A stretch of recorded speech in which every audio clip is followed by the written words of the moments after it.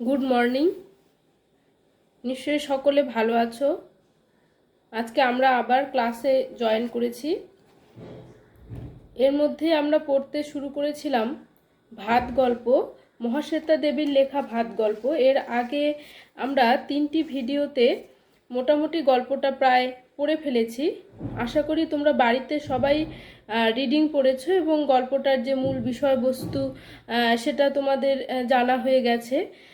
এরপরে যে অংশটুকু বাকি আছে আজকে সেই অংশটুকু আলোচনা করা হবে এবং তারপরে এই গল্পের যে বিশেষ কিছু দিক রয়েছে, যে বিষয়গুলো পরীক্ষায় বারবার আসে, শুধু পরীক্ষায় নয়, যে কোনো উত্তর লেখার জন্য যে বিষয়গুলোকে আমাদের মনে রাখতেই হবে সেগুলো নিয়ে একটুখানি আলোচনা করা হবে। তাই এই ক্লাসটি ভীষণ ইম্পর্টেন্ট, কারণ শুধুমাত্র টেক্সট নয়, টেক্সটের বাইরেও আমরা আরও কয়েকটা বিষয়ে আলোচনা করব। সেই সঙ্গে মহাশ্বেতা দেবীর জীবনের নানা রকম যে দিকগুলো রয়েছে, কেন এই ধরনের গল্প তিনি লিখলেন, কেন সম্ভ্রান্ত উচ্চবিত্ত পরিবারের সন্তান, স্ত্রী, একেবারেই ধনী পরিবারে বড় হওয়া সত্ত্বেও এই যে সমাজের নিম্নবিত্ত মানুষের অবস্থা, সেই সঙ্গে তাদের অর্থনৈতিক যে পরিকাঠামো, তার অসুবিধে, কিভাবে তাদের প্রাকৃতিক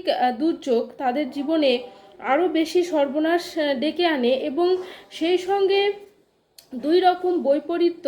একদিকে কলকাতার সম্ভ্রান্ত উচ্চবিত্ত পরিবারের মানুষদের অবস্থা, তাদের মানসিক গঠন, এমনকি তাদের পরিবারের সদস্যদের জীবনের নানা রকম যে বর্ণনা, তার সঙ্গে উৎসব বা উৎসবের মতো বাদা অঞ্চলে থাকা ভাগ চাষি বা নিতান্তই একেবারে নিম্নবিত্ত পরিবারের যে মানুষেরা রয়েছে, তাদের জীবনের যে একটা পার্থক্য, সেই সঙ্গে প্রাকৃতিক দুর্যোগে তাদের জীবনে আরও কী সব দুর্বিপাক নেমে আসে, এইগুলো আজকে কিন্তু একটুখানি আমাদের শেষ হয়ে যাবে, যেহেতু আমরা আলোচনা করব। তাই এই ক্লাসটি খুব ইম্পর্টেন্ট। আশা করি তোমরা সবাই ভিডিওটি দেখছো। দেখো, আগের দিন এই পর্যন্ত শেষ হয়েছিল যে রাতে রাতে কাজ সারতে হবে, নইলে দোষ লাগবে। এর পরের অংশ থেকে দেখো, অনেক তোড়জোড় হয়, মেয়েরা বসে কাঁদে, হোম যজ্ঞ করেও বুড়ো কর্তার প্রাণটা যে রইল না, তাতে ত্রান্তিককে এতটুকু কুণ্ঠিত দেখা যায় না। তিনি লাইন করে ফেলেন তার বলে বড় পিসিমা চেঁচিয়ে বলতে থাকেন, 3 ছেলে হোম ছেড়ে উঠে গেল যে। অর্থাৎ দেখবে একটি বাড়িতে কেউ মারা গেলে সকলে একটা বিষাদ বেদনার ছায়া তাদের মধ্যে নেমে আসে। এমনকি পিসিমা কিন্তু খুঁজে বেড়াচ্ছে যে কোথায় এমন ত্রুটি হলো যে জন্য তার দাদা এভাবেই হঠাৎ করে মারা গেলেন, যেটা তাদের কাছে আশাপ্রদ ছিল না। কিন্তু তার কিন্তু ক্যান্সার হয়েছিল লিভারে, প্রকৃতপক্ষে তার কিন্তু পরমায়ু সত্যিই ফুরিয়ে গেছিল, কিন্তু যেহেতু বড় পিসিমার একটা বিশ্বাস ছিল তার দাদা আরও অনেক দিন বাঁচবেন, তাই কিন্তু সে বলল যে 3 ছেলে হোম ছেড়ে উঠে গেল। অর্থাৎ যখন যজ্ঞ হয়েছিল, বুড়ো কর্তার 3 ছেলেই কিন্তু উঠে চলে গেছিল। পিসিমার মনে হচ্ছে যে এইটি একটা দোষের মধ্যে হতে পারে। তারপরে দেখো, এসব কাজে বিঘ্ন পড়লে রক্ষে আছে। বলছে যে এসব কাজে যদি কোনো বিঘ্ন বলতে বিঘ্নকে এখানে বিঘ্নি বলা হয়েছে, উচ্চারণের জন্য, ঠিক আছে, উচ্চারণটা এভাবে করেছে। বিঘ্ন মানে বাধা। এ কথার আলোচনা খুব সরগরম হয় বাড়ি। নানা রকম মানুষ আলোচনা করতে থাকে যে এই সমস্ত হোম যজ্ঞ বা এই কাজগুলোতে যদি কোনো বাধা বিঘ্ন পড়ে, তাহলে কি আর সেটা কখনো সুফল দেয়? সবসময় তো তার কুপ্রভাব ফলে। এটাই সবাই আলোচনা করছে। শোকের কোনো ব্যাপার থাকে না, বাড়ির উনুনই জ্বলবে না, আজ তো রান্না বান্না হবে না। রাস্তার দোকান থেকে চা আসতে থাকে, বাইরে থেকে চা আসে, যেহেতু বড় বাড়ি, প্রচুর মানুষজন, সেই সঙ্গে বাইরের মানুষ এসেছে, সকলকে কিন্তু চা দেওয়া হয়। অবশেষে রাত 1টার পর বুড়োকর্তা বোম্বাই খাটে শুয়ে নাচতে নাচতে চলে যান। তাকে শ্মশানে নিয়ে যাওয়া হয়। বোম্বাই খাট এক জাতীয় খাটের কথা বলা হচ্ছে, সেই খাটে যেখানে শ্মশানে নিয়ে যাওয়া হলো সেটা। পেশাদারি দক্ষ সব বাহকেরা আধা দৌড় দেয়। সব বাহক মানে দেখবে যে দেখেছো কিনা জানি না, দেখে থাকাই স্বাভাবিক। মানে একগুলো গাড়ি আছে যেগুলো হচ্ছে মর্গ থেকে বা শ্মশান থেকে পাঠানো হয়, যেগুলোতে করে ওই মৃতদেহ নিয়ে যাওয়া হয়। এবার যারা সেই গাড়িগুলো চালায় বা যারা মৃতদেহ ওঠানামা করে তাদেরকে সব বাহক বলা হয়। পেশাদারি কেন? কারণ তারা এই পেশার উপর নির্ভর করে জীবনযাপন করে এবং তারা আধা দৌড় দেয়, মানে খানিক চলছে এবং খানিকটা দৌড়চ্ছে না, এর মাঝামাঝি যে রকমটা হয় সেটাকে আধা দৌড় বলছে। ফলে কীর্তন দলও দৌড়তে বাধ্য হয়, সঙ্গে কীর্তন দলও প্রায় দৌড়িয়ে চলছে।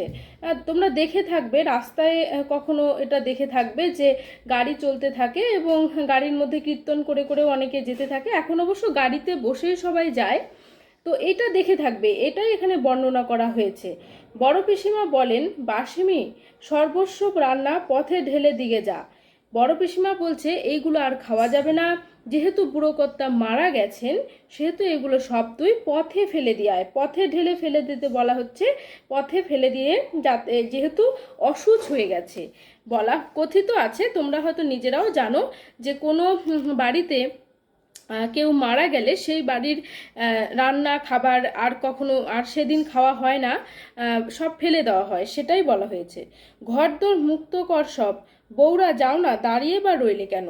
অর্থাৎ ঘরদোর মুক্ত কর বলতে ঘর ফাঁকা করে দে, সব রান্না ফেলে দে। বউদেরকেও বলছে তোমরাই বা দাঁড়িয়ে রইলে কেন, তোমরাও যাও। উৎসবের মাথার মধ্যে যে মেঘ চলছিল তা সরে যায়। অর্থাৎ উৎসবের মাথার মধ্যে যে মেঘটা চলছিল সেটা কিন্তু সরে যায়। মেঘ, এখানে মেঘ কেন, মেঘ শব্দটা ব্যবহার করা হয়েছে কেন? মেঘ কি কেবল মানুষের জীবনে মানে অন্ধকার ডেকে আনে? তা নয়, মেঘ কখনো কখনো তপ্ত রৌদ্রে মানুষকে ছায়া দেয়। তাহলে উৎসবের মাথায় যে মেঘ ছিল, মেঘ বলতে কি ছায়া বা জীবনের আশা বা খাবারের আশাটা ছিল, সেটা সরে গেল। কেন? উৎসব বুঝতে পারলো যে সব খাবার ফেলে দেওয়া হবে এবং সে যে এতদিন ধরে খায়নি এবং কাটবার জন্য এ বাড়িতে এসেছিল নিতান্তই খাবারের খোঁজে, এবং আগের দিন পড়েছ চন্নুনি, তার মেয়ে এবং তার বড় খোকা, ছোট খোকা এবং স্ত্রী সহ সবাই বন্যার জলে ভেসে গেছে, সেই শোকটাও থেকেও তার কাছে খিদের যন্ত্রণা অনেক বেশি ছিল, তাই সে কিন্তু কলকাতায় চলে এসেছিল। এই যে তার মাথার উপরে মেঘ সরে গেল, অত্যন্ত তাৎপর্যপূর্ণ এই লাইনটি। মেঘ আসলে সেই মেঘ যা উৎসবকে জীবনের ছায়া দিয়েছিল, সেইটি কিন্তু চলে গেল, সেটা সে উপলব্ধি করতে পারছে। সে বুঝতে পারে সব ভাত ওরা পথে ফেলে দিতে যাচ্ছে, অর্থাৎ সব ভাত পথে ফেলে দেবে। বাসিনী বলে, ধরো দেখি দাদা, এই যে ধরি। এবার বাসিনী ধরো দেখি মানে ওই খাবারগুলো উৎসবকে ধরতে বলছে ফেলে দেওয়ার জন্য। একবার ভেবে দেখো, আশ্চর্য বিষয়, একটি মানুষ 3 দিন 4 দিন খায়নি, হ্যাঁ, তাকেই বলা হচ্ছে সেই রান্না করা সমস্ত খাবার ফেলে দেওয়ার জন্য। একেবারেই আশ্চর্য ব্যাপার। এই যে ধরি বলে সে ধরতে গেল। উৎসবের মাথায় এখন বুদ্ধি স্থির, সে জানে কি করবে। অর্থাৎ এখন কিন্তু সে নিজে মনের মধ্যে একটা নিজের মতো করে ভেবে নিয়েছে তার কি করণীয়, তাকে কি করতে হবে এই পরিস্থিতিতে। আমাকে দে ভারীটা। ভারীটা মানে সবচেয়ে বড় যে ওজনের যেটা ছিল খাবার, সেইটা সে নিল। ঠিক আছে, এখানে একটা পাত্রকে বোঝানো হচ্ছে যে পাত্রে অনেক খাবার ছিল। মোটা চালের ভাতের বড় ডেচকি নিয়ে সে বলে দূরে ফেলে দিয়ে আসি। অর্থাৎ ভাতের ডেচকিটা নিয়ে, ডেচকি অর্থাৎ তোমরা হয়তো জানো, হ্যাঁ, সেইটা নিয়ে সে কিন্তু দূরে চলে গেল। হ্যাঁ হ্যাঁ, লয়তো কুকুরে ছেটাবে, সকালে কাকে ঠকে দেবে, বামুন বলে। এবার বামুন কি বলছে, বাড়ির যে রান্না করে সে বামুন, সে বলছে হ্যাঁ একটু দূরে ফেলে দেওয়াই ভালো, কারণ পাশাপাশি ফেললে কি হবে, কুকুর যেটা হয় বাড়ির আশেপাশে কুকুর বেড়াল ইত্যাদি থাকে, এমনকি কাকের প্রসঙ্গ এসেছে, এরা কি করবে, খাবারগুলোকে ছেটাবে, এবার একটা দুর্গন্ধ ছড়াবে, জায়গাটা অপরিষ্কার হয়ে যাবে, সেই জন্য বলেছে। বেরিয়ে এসে উৎসব হনহনিয়ে হাঁটতে থাকে। উৎসব কিন্তু সেই ডেচকি নিয়ে ভীষণ জোরে হাঁটা শুরু করে। খানিক হেঁটে সে আধা দৌড় মারে এবং খানিকটা হেঁটে যাবার পরে সে কিন্তু আধা দৌড় দেয়। আধা দৌড় মানে খানিকটা হাঁটছে খানিকটা দৌড়চ্ছে, এইরকম একটা বিষয়। ভাত, বাদার ভাত তার হাতে এখন। ভাত, বাদার ভাত, অর্থাৎ সেই বাদা শব্দের অর্থ আমি তোমাদের বলেছি। বাদা শব্দের অর্থ হলো নিচু জলপূর্ণ সুন্দরবনের যে জমি তাকে বলা হয়। এবার সেই বাদার মধ্যে উৎসব যে বাদায় থাকে সেখানে শাক গুগলি ছাড়া কিছুই পাওয়া যায় না। আবার বড় বাড়ির এত রকমের চাল আসে কিন্তু সুন্দরবনের সেই বাদা অঞ্চল থেকেই। তাহলে এই যে তার মনের মধ্যে জাগছে ভাত এবার খাবে সে, পথে ঢেলে দেবে কাকে কুকুরে খাবে, মানে আশ্চর্য বিষয় যে সে ভাবতেই পারছে না ভাতগুলো সে পথে ঢেলে দেবে কুকুরে খাবে, কারণ সে তো এতদিন ধরে খেতেই পায়নি। এইরকম অবস্থায় তার কাছে এই বিষয়গুলো প্রচণ্ড অসঙ্গতিপূর্ণ লাগছে। সে দরিদ্র মানুষ, সে এত খাবারের আড়ম্বর জীবনে যেমন দেখেওনি, সেই খাবারগুলোকে ঘটা করে এভাবে ফেলে দেওয়া, মানুষকে খেতে না দেওয়া, অসুচ বলে রাস্তায় ফেলে দেওয়া, এই বিষয়টা, সমস্ত বিষয়টা তার কাছে প্রচণ্ড অসঙ্গতিপূর্ণ মনে হচ্ছে। ঠিক আছে, এবার দেখো দাদা ত্রস্ত বাসিনী প্রায় ছুটে আছে, অসুচ বাড়ির ভাত খেতে নি দাদা। বাসিনী কিন্তু ছুটে এসে বলছে এটা কিন্তু অসুচ বাড়ির ভাত, অর্থাৎ মৃত বাড়ির ভাত, এটা কিন্তু খেতে নেই। বাসিনী কেন বলছে? কারণ বাসিনী জানে উৎসব কয়েকদিন থেকে খায়নি, তার প্রচণ্ড ক্ষুধা লেগেছে, এই অবস্থায় সে ভাতগুলো খেয়ে ফেলবে বলেই কিন্তু বাসিনী অনুমান করে এই কথাটা বলেছে। খেতে নেই, তুমিও যে বামুন হয়েছ। এবার বলছে যে খেতে নেই, আচ্ছা আচ্ছা তুমিও যেমন বামুন হয়েছ, কথাটা এভাবে বলা হচ্ছে, তুইও যেমন বামুন হয়ে উঠেছিস, অর্থাৎ ব্রাহ্মণরা যেগুলো নিয়ম কানুন মানে তুইও যেন দিন দিন সেই রকম হয়ে গেছিস সেই বাড়িতে থেকে। কেন? কারণ উচ্চবিত্ত পরিবার বা ব্রাহ্মণদের মধ্যে নিয়ম কানুন মানা এই বিষয়টা অনেক বেশি থাকে। কেন কি অর্থের অভাবে কিন্তু দেখবে পরিস্থিতির চাপে বা অর্থের চাপে কিন্তু মানুষ অনেক নিয়ম কানুনকে অস্বীকার করতে বা বেরিয়ে আসতে বাধ্য হয়। উৎসব সেই ধরনের মানুষ, উৎসব সেই পরিবারের মানুষ যেখানে নানা রকম অভাব দারিদ্রতার মধ্য থেকেই তাকে চলতে হয়। তার এই দারিদ্রতা এতটাই চরম সীমায় পৌঁছে গেছে যে সে কেবল ভাতের জন্য কলকাতায় এসেছে। তাই সে বাসিনীকে তাচ্ছিল্য করে বলে তুমিও তেমন যেন বামুন হয়ে উঠেছো, যেন সেই ভাতগুলো খেতে নেই, এইভাবে বলছো। ও দাদা বাগ্যতা করি, বাগ্যতা করা মানে এখানে অনুরোধ করাকে বোঝাচ্ছে। বাগ্যতা শব্দের অর্থ কি? অনুরোধ করা। উৎসব ফিরে দাঁড়ায়, তার চোখ এখন বাদার কামটের মতো হিংস্র। এই লাইনটা অত্যন্ত তাৎপর্যপূর্ণ, তার চোখ এখন বাদার কামটের মতো হিংস্র। কামট শব্দের অর্থ হচ্ছে কুমির। তোমরা হয়তো গুগল সার্চ করলে হাঙর দেখতে পারো, কিন্তু এক্ষেত্রে কিন্তু কুমির বোঝানো হচ্ছে, কারণ বাদা অঞ্চলে হাঙর পাওয়া যায় না, সুন্দরবনে হাঙর পাওয়া যায় না, সুন্দরবনে কুমির রয়েছে, তাই এখানে কামট বলতে কুমিরের কথা বলা হচ্ছে। কুমির যেমন বাদা অঞ্চলের কুমিরের চোখে যেমন এক তীক্ষ্ণ হিংস্র কটু দৃষ্টি থাকে, সেই রকমই কিন্তু একটা দৃষ্টি উৎসবের চোখের মধ্যে দেখা যাচ্ছে। দাঁতগুলো বের করে সে কামটের মতো হিংস্র ভঙ্গি করে, অর্থাৎ সে দাঁত খিচিয়ে দাঁতগুলোকে বের করে চোখের দৃষ্টি এমন একটা করেছিল তাকে দেখেই একেবারে যেন সেই সুন্দরবনের হিংস্র তোমার কুমিরগুলোর সঙ্গে তুলনা করা যেতে পারে। বাসিনী থমকে দাঁড়ায়, বাসিনী কিন্তু এরপরে আর তাকে কিছু বলার সাহস পায় না, বাসিনী কিন্তু দাঁড়িয়ে পড়ে। উৎসব দৌড়তে থাকে, প্রায় এক নিঃশ্বাসে সে স্টেশনে চলে যায়, বসে ও খাবল খাবল ভাত খায়, অর্থাৎ উৎসব কিন্তু প্রায় এক নিঃশ্বাসে স্টেশনে চলে যায়, স্টেশন চত্বরে সে বসে খাবল খাবল করে ভাত খেতে থাকে। দীর্ঘদিন ভাত খায়নি, একদিন দুদিন নয়, বাদাতে সে বন্যা হয়েছিল, তবে থেকে আজ পর্যন্ত সে ভাত খায়নি, সেই তীব্রতা কিন্তু তার প্রকাশ পাচ্ছে। ভাতে হাত দিয়ে ঢুকিয়ে দিতে সে স্বর্গ সুখ পায় ভাতের স্পর্শে, মানে ভাতকে স্পর্শ করে সে যেন স্বর্গে আরোহণের প্রতি মানুষের যে একটা স্পর্শ সুখ থাকে সেই রকমই সুখ যেন পেতে থাকে। চন্নুনির মা কখনো তাকে এমন সুখ দিতে পারেনি। এই লাইনটি অত্যন্ত তাৎপর্যপূর্ণ। চন্নুনির মা বলতে কাকে বোঝাচ্ছে? উৎসবের স্ত্রীর কথা বোঝাচ্ছে। চন্নুনির মা কখনো তাকে এমন সুখ দিতে পারেনি বলতে বোঝাচ্ছে। আসলে দেখো, দৈহিক কামনা বাসনার থেকেও মানুষের জীবনের প্রধান চাহিদা কিন্তু খাদ্য, ঠিক আছে?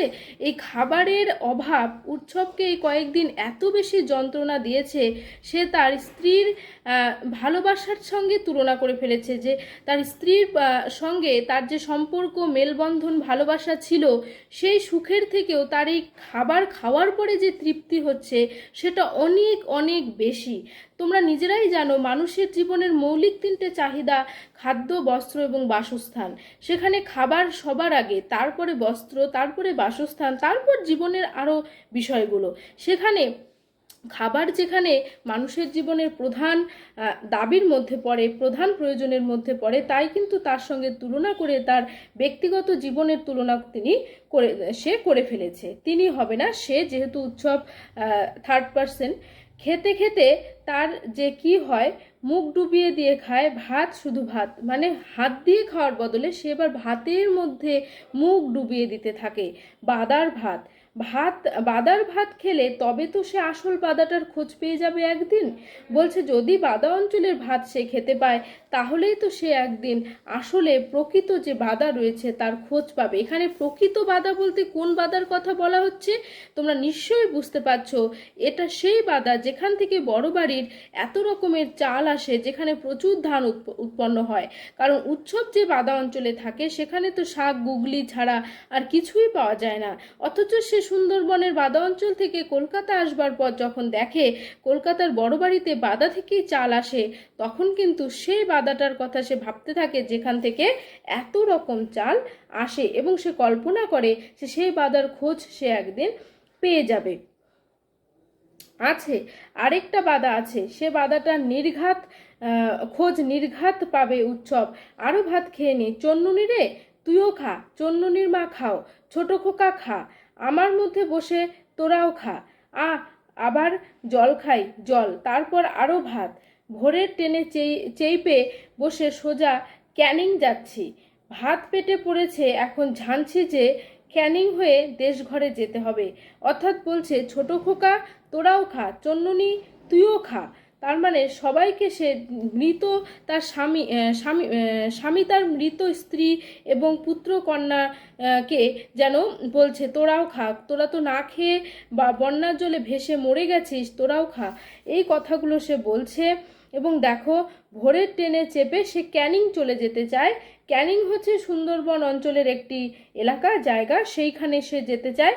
ভাত পেটে পড়েছে, এখন ঝানছি যে ক্যানিং হয়ে দেশঘরে যেতে হবে। অর্থাৎ ভাত পেটে পড়েছে, খিদে মিটেছে, এবার সে ক্যানিং হয়ে তার নিজের বাড়ি চলে যাবে। তার মানে ক্যানিং ক্রস করে তার বাড়ি যেতে হয়। উৎসব হাঁড়িটি জাপটে কানায় মাথায় চুইয়ে ঘুমিয়ে পড়ে। অর্থাৎ একটা জিনিস ভাবো, সে অনেক কাঠ কেটেছে, তার আগে তার উপরে এত বড় দুর্বিপাক গেছে, সে কয়েকদিন থেকে ড্রাইডোল খেয়েছিল, এমনকি এ বাড়িতে এসে অল্প একটু ছাতু সে পেয়েছে, এবং এই যে খিদের এত তৃষ্ণা তার মধ্যে ছিল, যখনই সে খাবার খেয়ে ফেললো তার চোখে কিন্তু ঘুম নেমে এলো, সে কিন্তু ডেচকির উপরেই ঘুমিয়ে পড়ে। পেতলের ডেচকি চুরির অপরাধে সকালে লোকজন উৎসবকে সেখানেই ধরে ফেলে। পেটে ভাতের ভার নিয়ে উৎসব ঘুমিয়েছিল, ঘুম তার ভাঙেনি। অর্থাৎ সে ডেচকিটি পেতলের ছিল, এবং সেই পেতলের ডেচকি সে নিয়ে স্টেশনে ভাত খাচ্ছিল বলে পুলিশ মনে করে যে পুলিশকে এরকম কমপ্লেন করা হয়, এবং পুলিশ সেই ডেচকি চুরির অপরাধে তাকে কিন্তু অ্যারেস্ট করে নেয়। উৎসব ঘুমিয়েছিল, ঘুম কিন্তু তার ভাঙেনি। খাবারের পর সে তীব্রভাবে ঘুমিয়ে পড়ে। মারতে মারতে উৎসবকে ওরা থানায় নিয়ে যায়। অর্থাৎ উৎসবকে কিন্তু প্রচণ্ড মার দেয় থানার লোকজন। আসল বাদাটার খোঁজ করা হয় না, আর উৎসবের সে বাদাটা বড় বাড়িতে থেকে যায় অচল হয়ে। অর্থাৎ যে বাদাটাকে সে খুঁজতে চেয়েছিল, যে বাদা থেকে বড় বাড়ির এত রকম চাল আসে, এবং যে বাদা ছিল তার বেঁচে থাকার একমাত্র স্বপ্ন, কারণ সব কিছু হারিয়ে সে আবার সেই বাদাটাকে খুঁজে হয়তো নতুন জীবন লাভ করতে চেয়েছিল, সেই বাধা আর সে খুঁজ করতে পারে না, কারণ তাকে কিন্তু থানায় নিয়ে যাওয়া হয় ডেচকি চুরির অপরাধে। এখানে গল্পটির পরিসমাপ্ত হয়। হ্যাঁ, তোমাদের মনে হয়তো অনেক জিজ্ঞাসা থেকে যায় যে এর পরবর্তীকালে কি হয়েছিল, এরপরে কি হয়েছিল। তোমরা ছোট গল্পে যে বিশেষ কিছু বৈশিষ্ট্য রয়েছে, বিশেষ কতগুলো দিক রয়েছে, সেইটি লক্ষ্য করলে বুঝতে পারবে ছোট গল্প কিন্তু অতর্কিতেই একসময় শেষ হয়ে যায়। তুমি একটা উপন্যাসের সে ধারাবাহিকতা কখনোই ছোট গল্পের মধ্যে পাবে না, কারণ উপন্যাস একটা বহু বিস্তৃত জীবনব্যাপী ঘটনাকে তোমার কাছে তুলে ধরতে সাহায্য করে। আর সেখানে ছোট গল্প হচ্ছে জীবনের খণ্ডচিত্র বা বিশেষ এক মুহূর্তের অনুভব বা বিশেষ কিছু ঘটনা, সেই ঘটনাকে সাজিয়ে কিন্তু ছোট গল্প নির্মাণ করা হয়। তাই উৎসবের পরবর্তীকালে কি হয়েছিল সেইটি কিন্তু জানা যায় না, কিন্তু এইটুকু বোঝা যায় উৎসবের মতো নিম্নবিত্ত পরিবারের যে লোকেরা আছে তারা যেসব স্বপ্ন দেখে, বাঁচবার জন্য যে লড়াই করে, সেই লড়াই কিন্তু উচ্চবিত্ত পরিবারের মানুষদের কোনো রকম কি বলবো তাদের নানা রকম কূট পরামর্শের জন্যই কিন্তু এক সময় নিম্নবিত্ত পরিবাররা বঞ্চিত থেকে যায়। এখানে এই গল্পটির মধ্যে দুই রকম, এই নিম্নবিত্ত পরিবারের অবস্থা এবং উচ্চবিত্ত পরিবারের অবস্থা, দুই রকম বৈপরীত্য কিন্তু মহাশ্বেতা দেবী খুব সুন্দরভাবে লক্ষ্য করিয়েছেন। উৎসব বা উৎসবের মতো পরিবারের মানুষেরা অন্যদিকে রয়েছে, দেখো বড় বাড়ির বড় পিসিমা, বড় বৌমা সহ বুড়োকর্তা ইত্যাদি অঞ্চলের মানুষেরা। যে বুড়োকর্তা লিভারে ক্যান্সার এবং মরতে বসেছে, তাকে বাঁচানোর জন্য কত রকম কিছু করা হচ্ছে, অথচ বাদা অঞ্চলে প্রাকৃতিক দুর্যোগে নাম না জানা কত অসংখ্য মানুষ বন্যায় মরে যাচ্ছে, তার কিন্তু কোনো হিসেব নেই। এই দুই রকম বৈপরীত্য কিন্তু এই গল্পের মধ্যে এক বিচিত্র অনুভব আমাদের দেয়। এর পাশাপাশি যেটা রয়েছে সেটা কিন্তু উৎসব চরিত্র ভীষণ ইম্পর্টেন্ট। উৎসব চরিত্রের মধ্যে কিন্তু কেবল খাবারের চাহিদা, কেবল শোক, এইগুলো নেই। এমনকি একটা ইম্পর্টেন্ট পার্ট তোমরা আজকের শেষের অংশটাতে পেয়েছো, যে উৎসব কিন্তু স্বাধীন চাষি হবার স্বপ্ন দেখেছিল, এবং সে একটা লাইন আছে, সে সবাইকে বলে দেবে।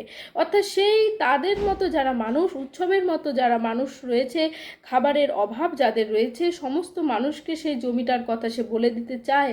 অর্থাৎ এখানেই তার কিন্তু একটা দলগত ভাবনা প্রকাশ পাচ্ছে, অর্থাৎ কোথাও গিয়ে সে একা সব কিছু সুখ ভোগ করতে চায় তা কিন্তু নয়। তারপরে দেখো আরেকটা বিষয় হচ্ছে, পুত্র কন্যাকে হারিয়ে তার মনে একটা শোকের জায়গা, সেটা তোমরা বারবার পেয়েছো। এমনকি অর্থাৎ ভাতের প্রতি খিদে, এবং খিদে থাকা সত্ত্বেও সে কিন্তু বারবার তাদেরকে মাঝে মাঝে স্মরণ করেছে। এবং উৎসবের একটা ব্যক্তিগত পরিচয় তোমরা পেয়েছো, তার বাবার নাম হরিচরণ নাইয়া, হরিচরণ নাইয়া তোমরা পেয়েছো। তার সে কোথায় কাজ করতো, সতীশ মিস্ত্রির জমিতে, এইগুলো কিন্তু তোমরা পেয়েছো। ঠিক আছে, উৎসব চরিত্রটা তাই বিশেষভাবে তোমাদের একটু পড়তে হবে। এছাড়াও পাশাপাশি যে চরিত্রগুলো মৌলিক বলছি, তোমার হচ্ছে গিয়ে কি বলবো, পাশাপাশি যে অমৌলিক ঠিক বলা যাবে না, তাদেরকে কি ধরনের চরিত্র বলা যায়, গৌণ চরিত্র বলা যায়।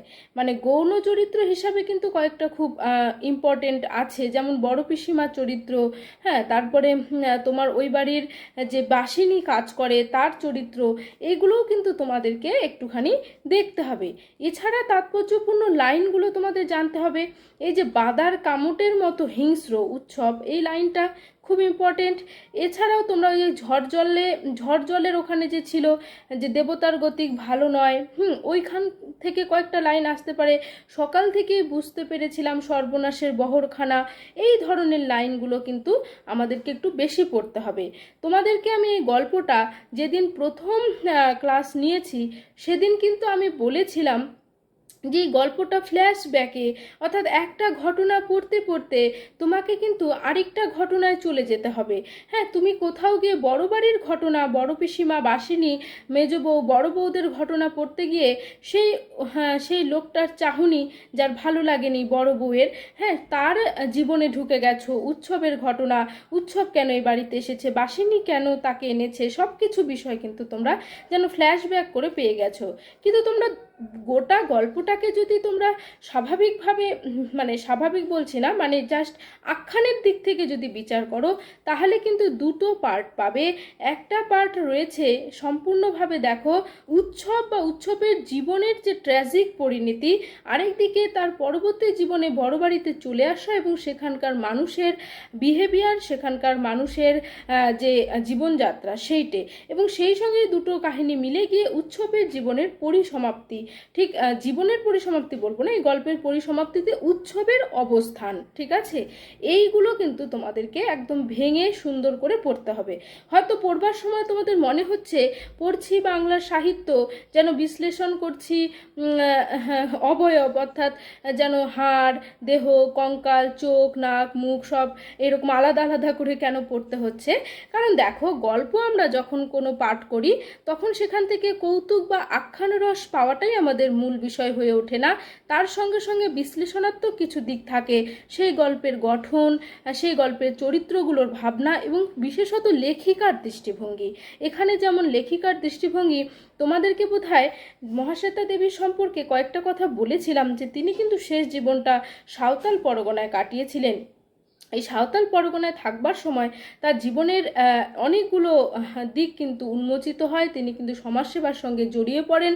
তাহলে এই সমস্ত চেতনা তাকে কিন্তু কোথাও গিয়ে নিম্নবিত্ত মানুষদের জীবন সম্পর্কে এক বিশেষ ধারণা দিয়েছিল। সেখান থেকেই কোথাও গিয়ে তিনি এই গল্পগুলো লিখতে পেরেছেন, এত সুন্দর গল্পগুলো।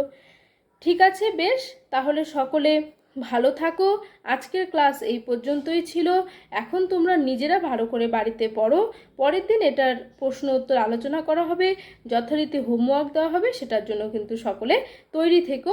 আরেকটা কথা, কোটেশন কিন্তু দিতে হবে। কোটেশন আমি বারবার বলছি, কোটেশন দেওয়াটা মাস্ট।